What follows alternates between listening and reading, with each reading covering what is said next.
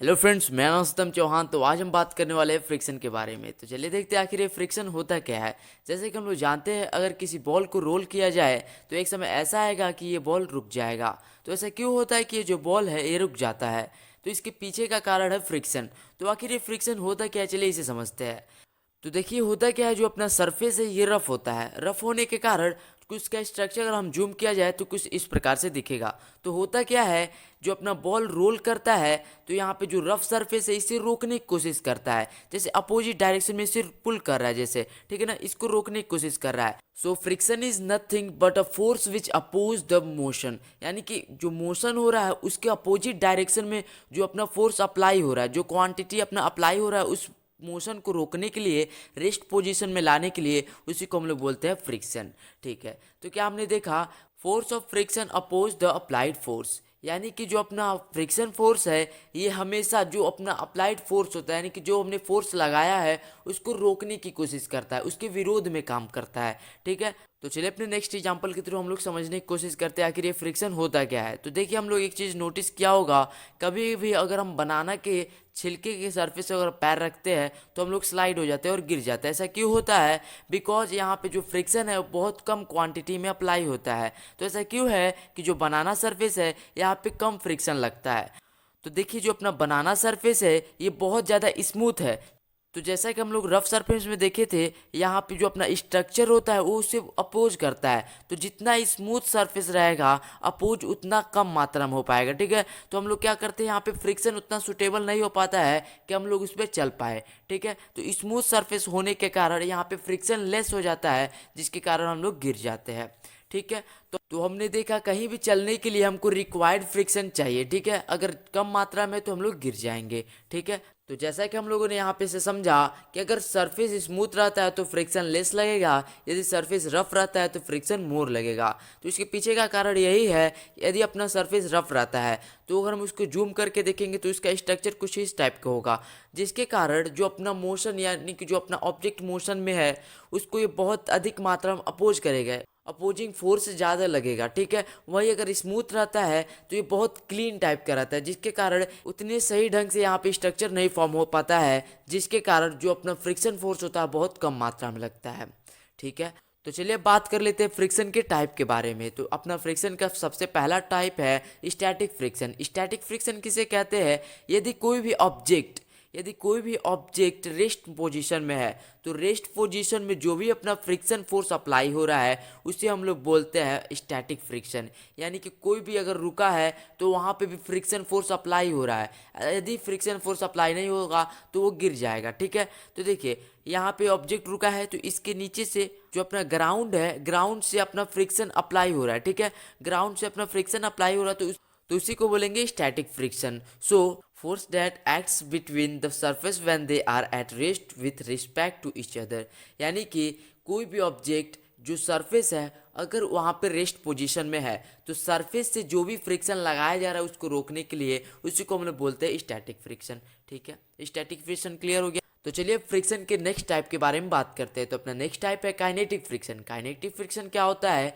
यदि कोई भी बॉडी मोशन में है तो उस समय जो फ्रिक्शन फोर्स अप्लाई होता है सरफेस के द्वारा उसे हम लोग बोलते हैं काइनेटिक फ्रिक्शन। ठीक है, यदि कोई भी ऑब्जेक्ट मोशन में है वहाँ पे जो अपना फ्रिक्शन फोर्स अप्लाई होता है उसी को हम लोग बोलते हैं काइनेटिक फ्रिक्शन। यहाँ पे से समझते हैं। तो देखिए, तो यहाँ पे जो बर्ड है ये मोशन करते हुए यहाँ पे आई, तो मोशन करते समय जो अपना फ्रिक्शन फोर्स अप्लाई हुआ उसी को हम लोग बोलेंगे काइनेटिक फ्रिक्शन।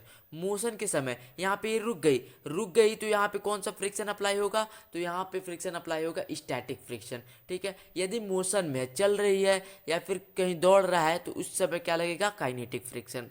तो देखिए काइनेटिक फ्रिक्शन के भी दो प्रकार होते हैं। पहला होता है स्लाइडिंग और दूसरा होता है रोलिंग। ठीक है, तो सबसे पहले समझते हैं कि आखिर स्लाइडिंग फ्रिक्शन है क्या। तो देखिए ऐसा ऑब्जेक्ट, ये ऐसा बोल सकते हैं ऐसा बॉडी जो स्लाइड करते हुए सरफेस पे जा रहा है तो उस समय जो फ्रिक्शन फोर्स अप्लाई हो रहा है सरफेस के द्वारा उसी को हम लोग बोलेंगे स्लाइडिंग फ्रिक्शन। ठीक है, यदि कोई ऑब्जेक्ट मूव कर रहा है, ठीक है, वहाँ पे स्लाइड करते हुए सरफेस पे जा रहा है तो उस समय जो सरफेस के द्वारा फ्रिक्शन फोर्स अप्लाई हो रहा है उसी को हम लोग बोलेंगे sliding friction. So the sliding friction is the resistance created between any two object when are sliding against each other, यानी कि वही सेम थिंग है। यदि किसी सरफेस पे कोई ऑब्जेक्ट एक दूसरे के ऊपर स्लाइड करते हुए जा रहा है, उस समय जो अपना फ्रिक्शन उसके बीच में लगेगा उसे हम लोग बोलेंगे स्लाइडिंग फ्रिक्शन। ठीक है, किसी भी टू ऑब्जेक्ट के बीच में अगर स्लाइड हो रहा है, ठीक है, स्लाइड हो रहा है, फिर सरफेस पे कोई स्लाइड हो रहा है, उस समय जो फ्रिक्शन अप्लाई होगा उसे हम लोग बोलेंगे स्लाइडिंग फ्रिक्शन। ठीक है, स्लाइडिंग फ्रिक्शन क्लियर है।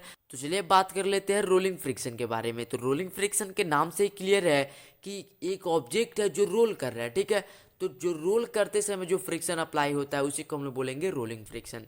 जैसे कि हमने शुरू में देखा था, एक बॉल रोल कर रहा था, तो जो ये बॉल रोल कर रहा है तो इस समय कौन सा फ्रिक्शन अप्लाई होगा, तो वो अप्लाई होगा अपना रोलिंग फ्रिक्शन, क्योंकि ये जो सरफेस के ऊपर है ये रोल करते हुए जा रहा है। यदि कोई भी ऑब्जेक्ट रोल करते हुए सरफेस पे जा रहा है तो उस समय अप्लाई होगा रोलिंग फ्रिक्शन। ठीक है, force come into existence when one body rolls another body, यानी कि ऐसा फोर्स तभी एग्जिस्टेंस में आएगा जब एक बॉडी दूसरे बॉडी के ऊपर रोल करेगा। ठीक है, तो रोलिंग फ्रिक्शन तभी लगेगा जब एक ऑब्जेक्ट दूसरे ऑब्जेक्ट के ऊपर रोल करते हुए जाएगा, तब वहाँ पे रोलिंग फ्रिक्शन क्रिएट होता है। ठीक है, तो क्लियर है। तो अब समझते हैं किस कंडीशन में जो फ्रिक्शन है वो सबसे ज़्यादा अमाउंट में लगता है। तो देखिए, जो अपना स्टैटिक हमने देखा था, यानी कोई भी ऑब्जेक्ट रुका हुआ है तो उस कंडीशन में जो अपना ऑब्जेक्ट पे है वो बहुत ज़्यादा फ्रिक्शन लगता है। ठीक है, वही स्लाइडिंग अगर करवाया जाए तो जो अपना स्टैटिक फ्रिक्शन है उससे कम फ्रिक्शन लगता है। वही अगर रोलिंग की बात करें तो रोलिंग में सबसे कम फ्रिक्शन लगता है। ठीक है, स्टैटिक में क्या होता है, कोई भी ऑब्जेक्ट रुका रहता है, उसको रोकने के लिए जो सरफेस से जो फ्रिक्शन लग रहा है उसी को हम लोग बोलेंगे static friction. So static friction बहुत ज़्यादा होता है। वही बात करें स्लाइडिंग में, तो अगर कोई ऑब्जेक्ट स्लाइड कर रहा है तो उस कंडीशन में जो अपना स्टैटिक फ्रिक्शन है उससे कम फ्रिक्शन लगता है स्लाइडिंग फ्रिक्शन में। वही बात करें रोलिंग में, तो रोलिंग में सबसे कम फ्रिक्शन लगेगा। अगर किसी चीज़ को रोल करवाया जाए तो बहुत कम वहाँ पे फ्रिक्शन लगेगा। अगर हम एक एग्जांपल के थ्रू समझे तो ऐसा एक चीज़ समझिए, अगर हम बात करें रोलिंग, तो रोलिंग में अगर हम साइकिल चलाते हैं तो उस समय जो अपना व्हील होता है वो रोल करते हुए जाता है, रोल करते हुए जाता है, जिसके कारण वहाँ पे बहुत कम फ्रिक्शन लगता है।